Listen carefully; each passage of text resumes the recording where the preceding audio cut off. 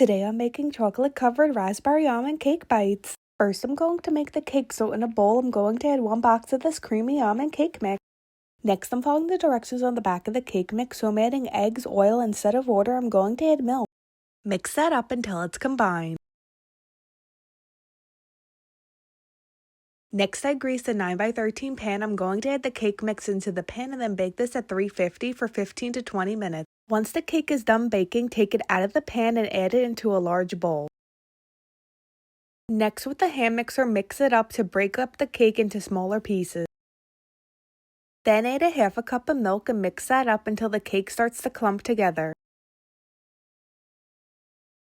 Next, take a piece of the cake dough and roll it into a ball, and then make a well in the center and then add some raspberry jam in the center, and then close up the center and roll it into a ball and place it on a cookie sheet. If you can't get it closed, just add another piece of cake dough on top and then roll it into a ball.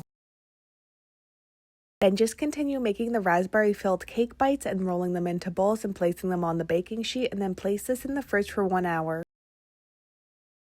Next, in a bowl I have 2 cups of melting chocolate and I'm going to melt it. Then I took the raspberry almond cake bites out of the fridge. I'm going to dip each one in the melting chocolate and shake off the excess and place it back on the baking sheet, and then sprinkle some rainbow sprinkles on top.